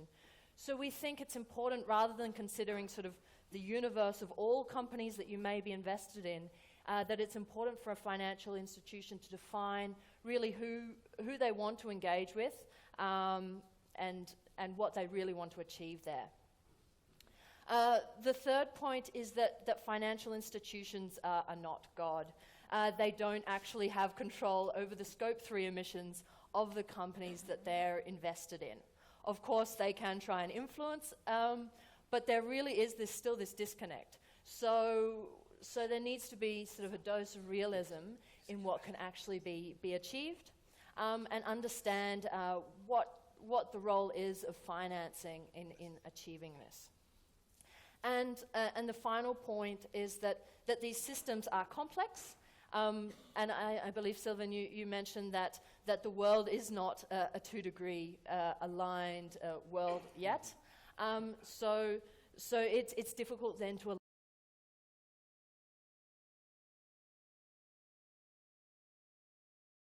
but to say that maybe it will be until 2050 to understand what this is. And perhaps in that role there's scope for other approaches, trying to change policies and other actions to ensure that the companies can be on a 2-degree or 1.5-degree pathway.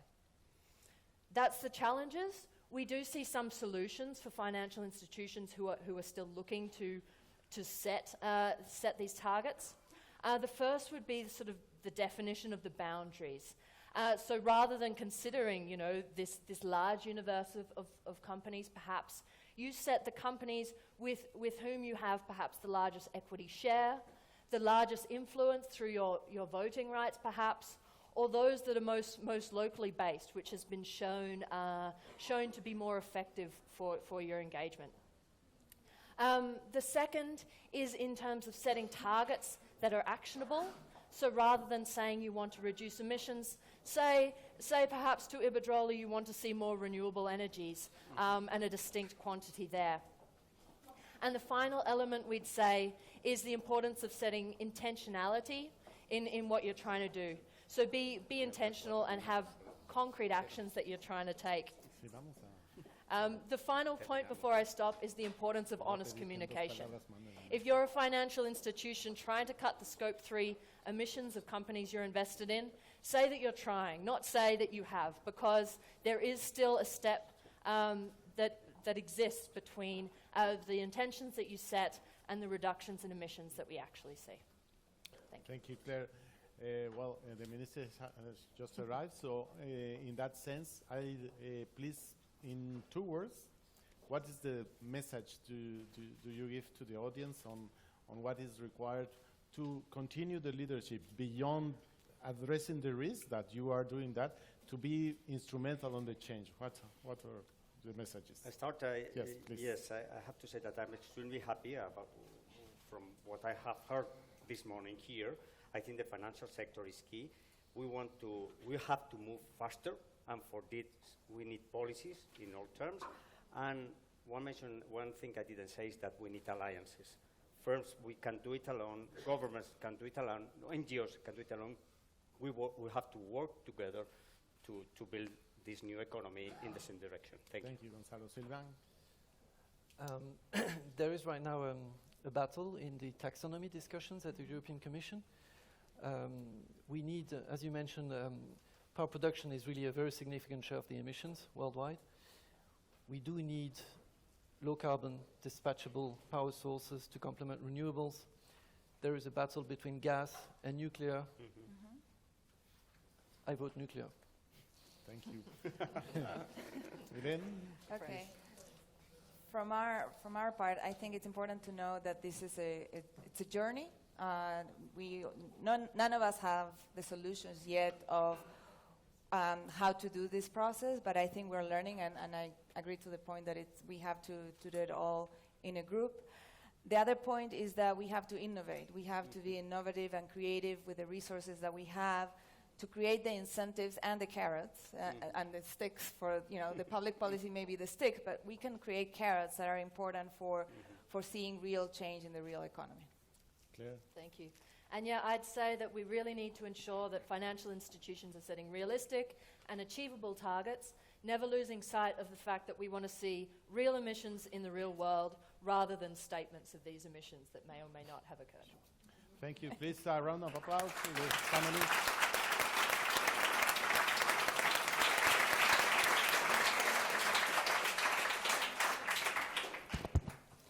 Thank you very much, Santiago, and dear co-panelists. It is my privilege now to let you know that we now count with the presence of Nadia Calviño, the Spanish Minister for the Economy and Business. And before I give you the floor, Minister, I would just like to thank you and the government of Spain for all the leadership that you have shown in recent years, months, and also the recent weeks, really, in making all of this possible. This wouldn't have been possible without this leadership. COP25 wouldn't have occurred, and many other things wouldn't have occurred, such as the participation of the Spanish finance minister, also in the global coalition of finance ministers on climate change. So thank you very much. We have heard three good things from the panels today. Everyone agrees at the highest levels of the finance sector, climate change is the defining issue for coming generations. Secondly, we've got all the knowledge that we need.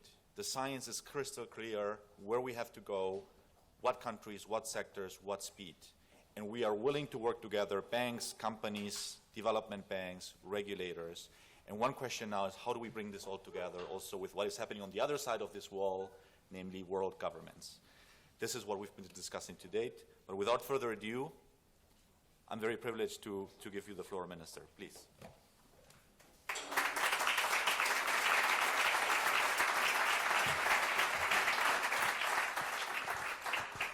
Good morning. Thank you very much. Thank you very much for your kind words and this introduction.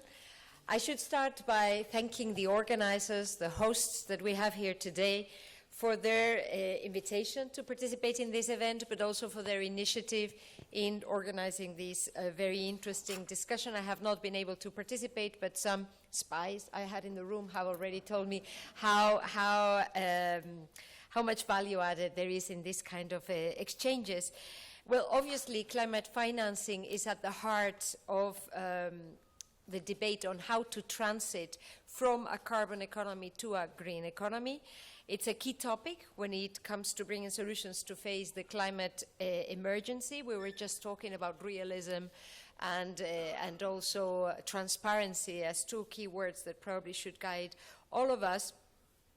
And I think that the third word that probably has been mentioned throughout these couple of weeks very intensively is the word of urgency. As President Sanchez said in the opening of this COP25, time has proven that despite the alternative facts that some invoke to deny the climate emergency, there is no alternative but to act with facts, with actions.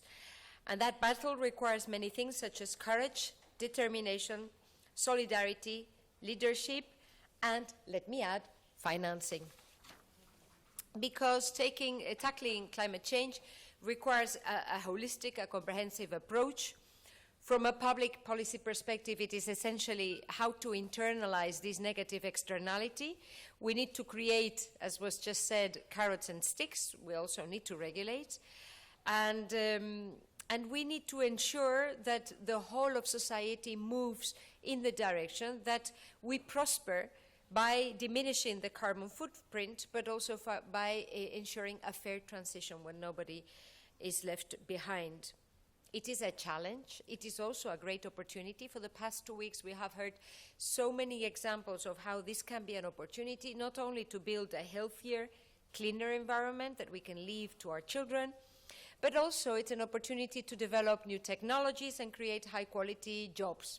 Actually, in our National Energy and Climate Plan, which we submitted to the European Commission some months ago, we estimated that Spain would have a potential 1.8% GDP increase by 2030 and a net employment increase of up to 1.7% through this climate transition. Not to speak about, of course, the improvement in public health, which would translate in a 25% reduction in premature deaths associated to pollution.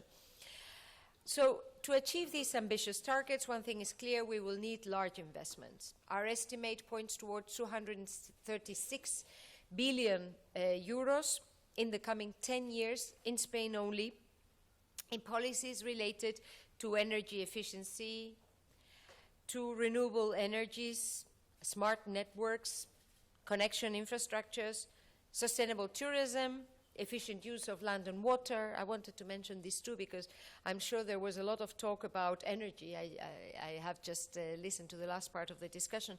But this process actually involves the whole of our productive sectors, the whole of our economy. Obviously, the public sector has a key role to play in this investment effort when we talk about infrastructure, smart grids, also social policies to ensure a fair transition, but mobilizing private investment will be key. And the first starting point should be to agree what is green and what isn't, to avoid greenwashing.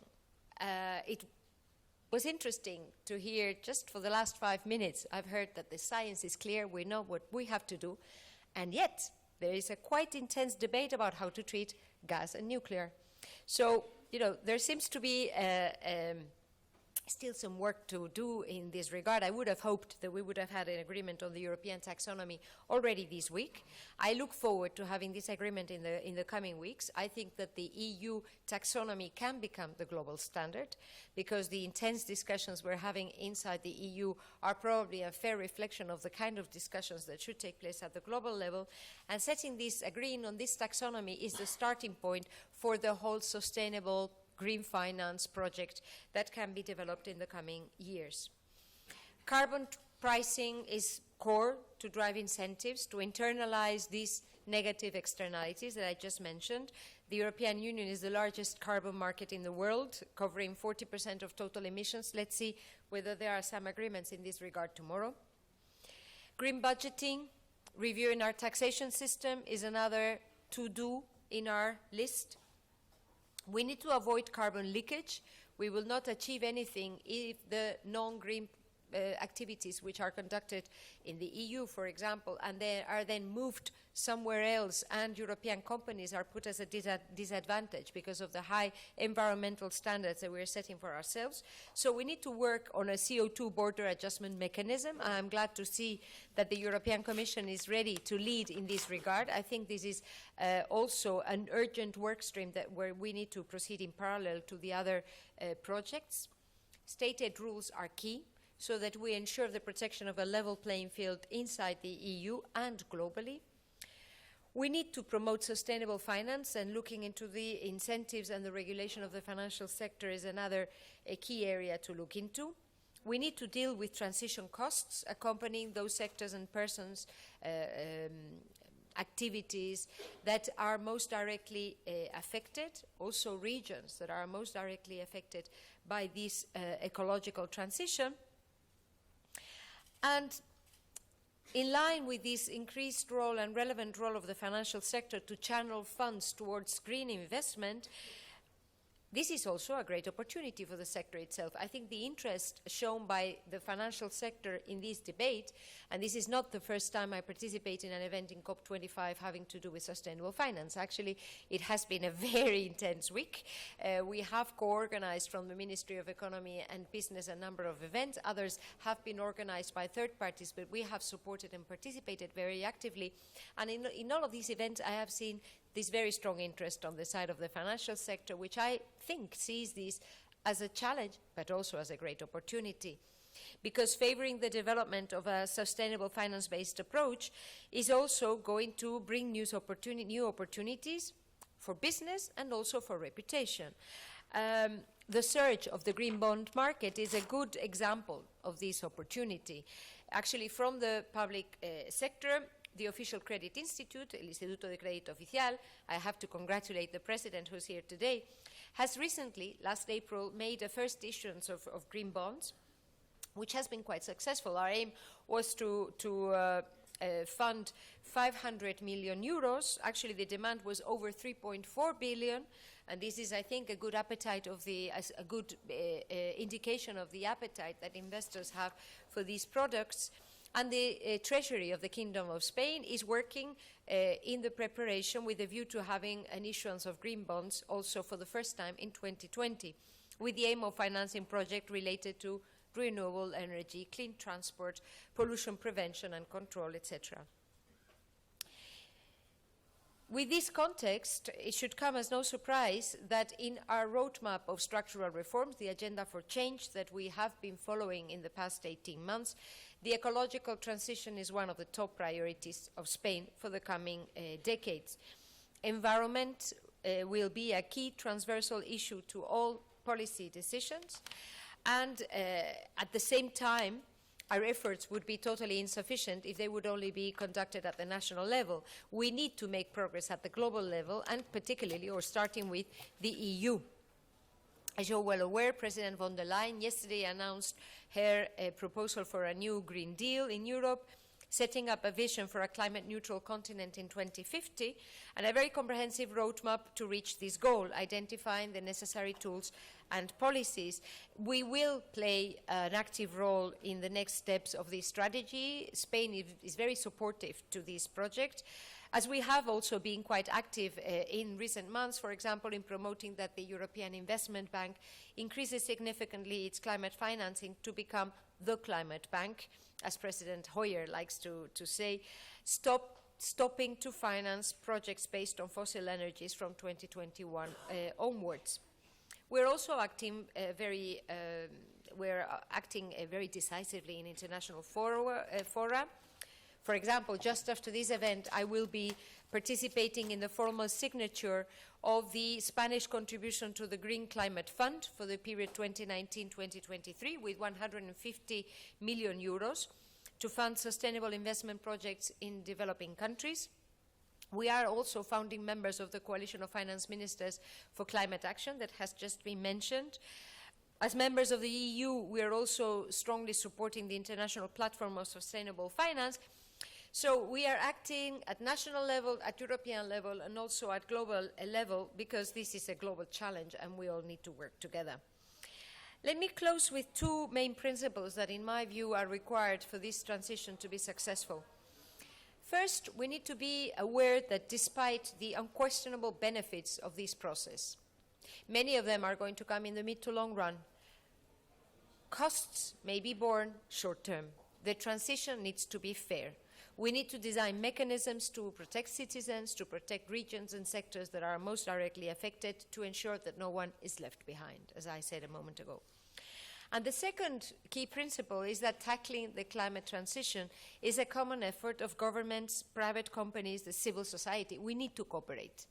We cannot do it alone. I heard already many times this expression. I think we need to go together to face these challenges, knowing that climate change does not understand borders, and the effects of our actions today are going to be suffered or lived in a positive sense by our children and grandchildren tomorrow. There is an issue of intergenerational fairness that we need to bear in mind when we are discussing what to do today, and the future will depend on the actions we undertake and the political decisions that we take today.